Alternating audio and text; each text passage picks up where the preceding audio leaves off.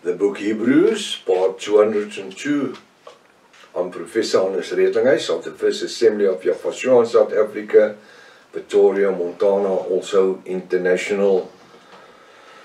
Should you require any of the books which are written, or maybe just have a question or just want to know something, you are so very, very welcome. You can contact me at my WhatsApp number.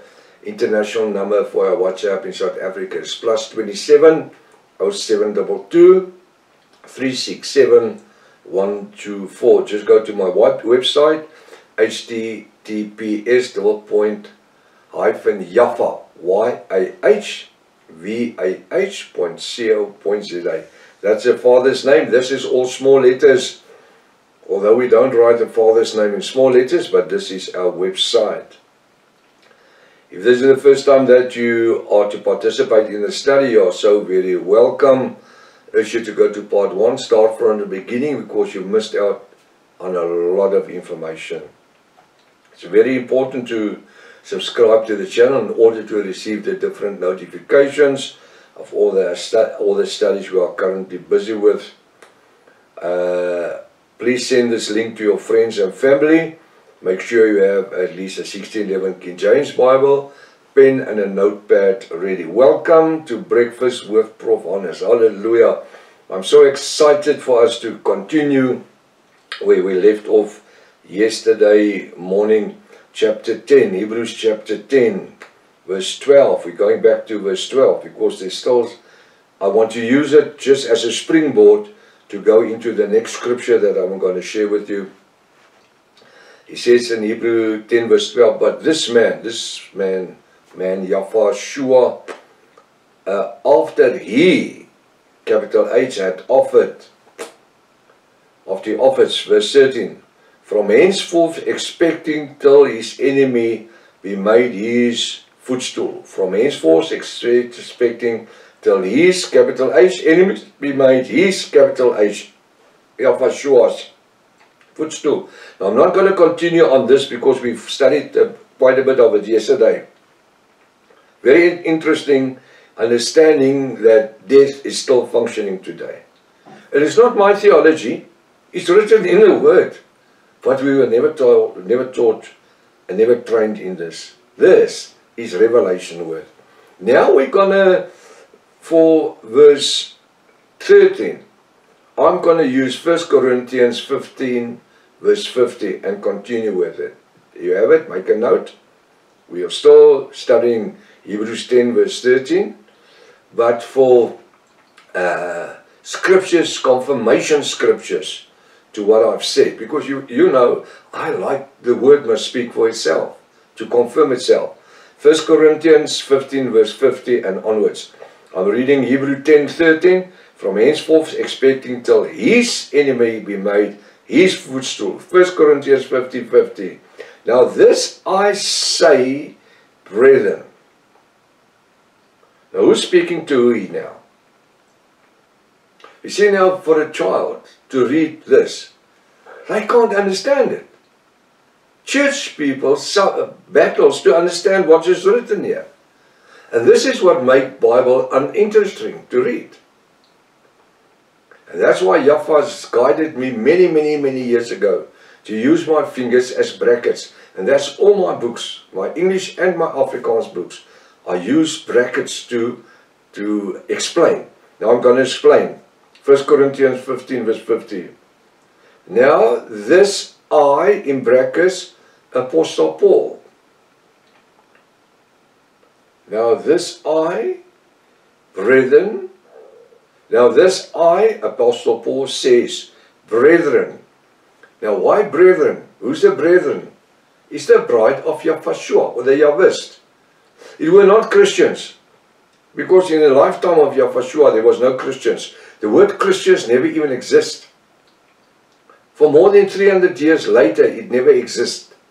Till 325, 327, at the Council of Nicaea, then Emperor Constantine created the word Christian for the Roman Catholic Church. And up till today, when you hear on the news bulletin they talk about the Christian Church or the Christians, Roman Catholics, it's not Protestants, and I'm not even a Protestant. I'm a full-blooded Yahwist. I don't live in the lies that they teach the Protestants. He says in verse 50, 1 Corinthians 15, verse 50, now this I, Apostle Paul, say, brethren, that flesh and blood cannot inherit the kingdom. Kingdom, capital K. It's not the British kingdom. The kingdom of Yahweh Almighty. Hallelujah. Hallelujah. What does he say? He's speaking to the brethren.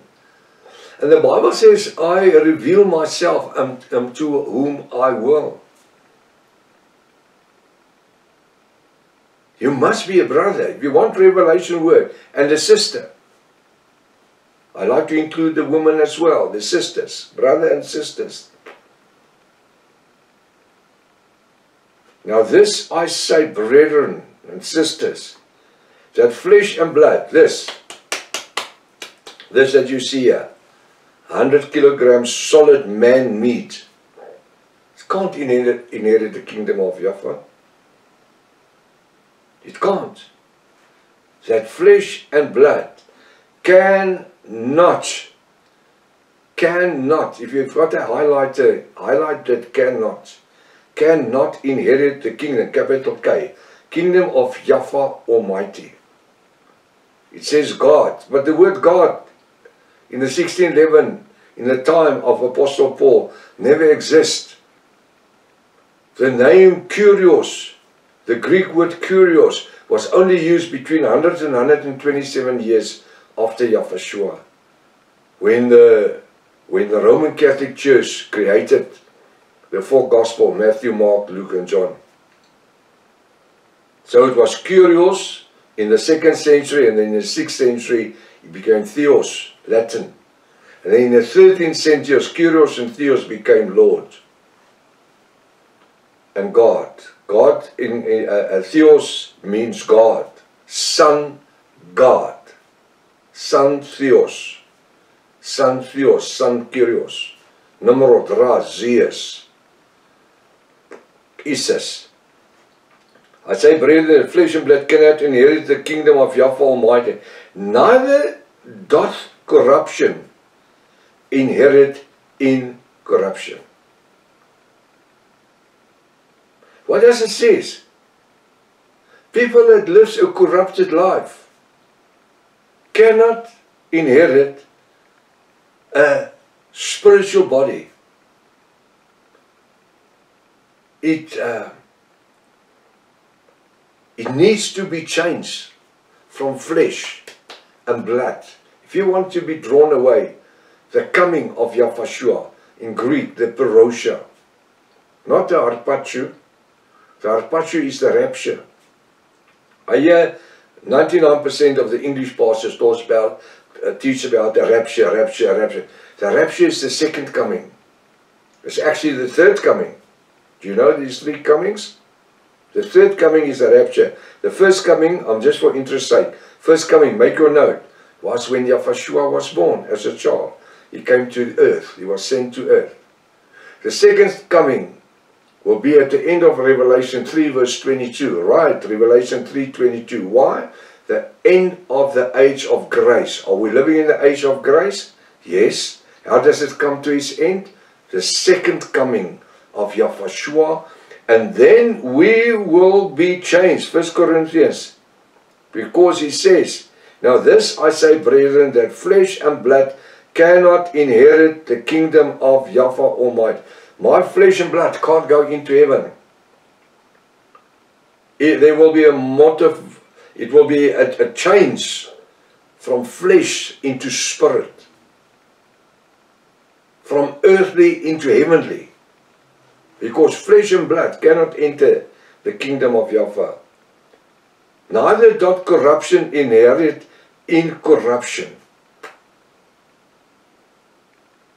If my body is corrupted with sin, it cannot.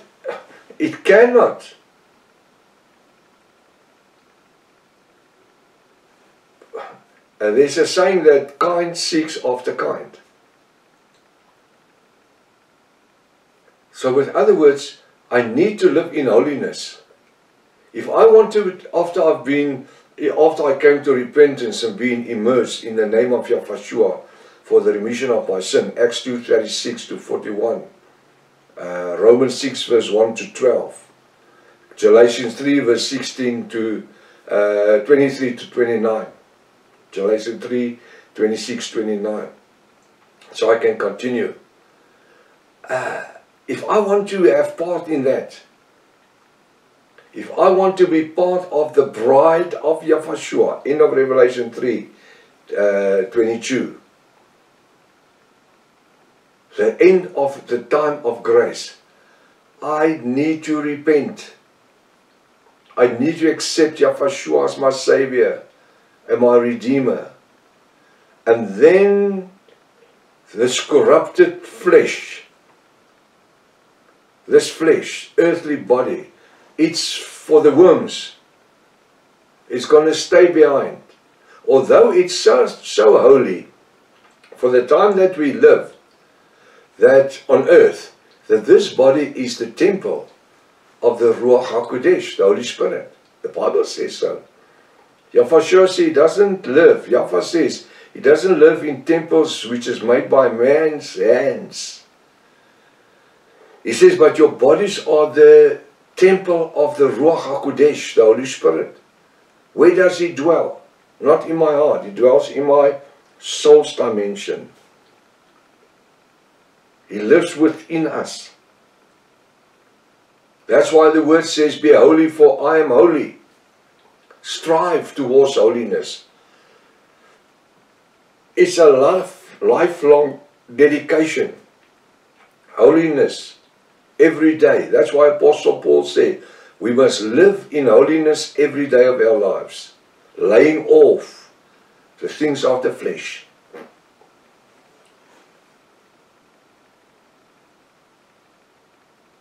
What do you mean laying off the things of the flesh?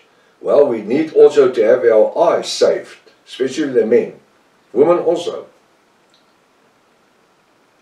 The things that we are looking at, our eyes need to be saved, laying off the things of the flesh. You can be immersed 20, 30, 40, 50 years ago, but your eyes can still wanders around, which is not supposed to do. So those are things that need to be laid off all the time. That's why Apostle Paul said, we need to live in holiness. Be holy for I am holy. You will live although you have died. Why? Because this flesh, this body of flesh, will have to die, not only a spiritual death when I am immersed, but this body is going to die the moment that the coming of Yahweh is going to occur for the bride. Because at the coming of Yahweh is only coming for his bride. Then the third time. So the second time is when he comes for the bride, Parousia, the coming of Yahweh. The third time he's coming, Revelation 19 verse 11 to 21. Now we were taught when we were in church those years, oh, that is the time that Jesus is coming with the rapture. He's coming for the church. He can't come for the church. How's the church? From the moment that the coming is going to occur, Revelation 3:22, you will have a 7 years, 105 days, great tribulation period on earth. It will be abomination upon desolate. So does the Bible say in Daniel 12 verse 11, Daniel 12 verse 12. So how are people going to survive? Revelation 13 verse 16 to 18, without the mark on the right hand and front forehead. And the Bible says, nobody will be able to buy and sell without the mark of the beast. And it's here. A lot of people in Europe and America has taken the mark of the beast already. So the third time that Yahweh is returning, he's coming with the bride. The first time when he came, the angels were singing unto him about his arrival as a baby. The second time when he's coming, He's coming with the angels for the bride. The third time when he's coming with the bride that's been parousia into heaven. That's been there 7 years and 115 days. 105 days, sorry. Now he's coming back with the bride. Revelation 19 verse 11. Why? Because we are coming on white horses. He's coming on a white horse with a sword. Oh, he's going to make war against the Antichrist. No, no, no, no, no, no. The Bible says the sword is in his mouth. The sword of righteousness is in his mouth. There's no sword. There's no sword. The sword is judgment that is going to speak over the nations of Israel and over the Antichrist people. Because only 2/3 of Israel is going to die at that stage. 1/3 of Israel is going to be saved. That's called Jacob's bride. 1/3, the remnant, called the remnant of Israel, will be saved. That was my doctoral degree some times ago, 15 years ago or whatever. That, longer, 18 years ago. So that is 1/3 of Israel. The third time that he's coming, he's not coming for the church. How is the church going to survive for 7 years, 105 days, without buying and selling? You can't go into no shops. You can't go near a doctor. You can't get petrol or gas, or you can't go in a drugstore. You can't go in a food store. You can't rent a house. You can't drive your car. You can't put petrol in your gas in your car. You can't function. How are you going to function? As a church, the bride has been taken out. The church will go through the great tribulation. Although there's a few of them just after the coming of Yahshua has occurred, the parousia, there's a few that will buy eternal life with their own blood. Revelation 6 verse 9. And their souls will rest under the altar. So, do we understand now? So this body will have to be clothed to be able to be changed from a corrupted body into an uncorrupted body.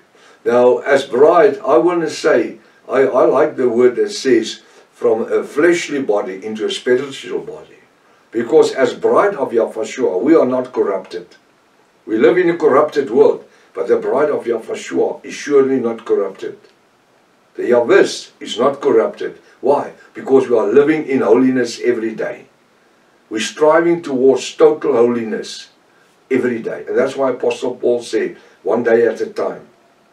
So when Yahshua, when he comes, 1 Corinthians 15 verse 50, we are going to inherit the kingdom of Yahweh, our Father. And this fleshly body will be changed into a spiritual body. Till tomorrow morning, if his Father's will, then we will continue. Maranatha. Yahshua is coming back again. Hallelujah.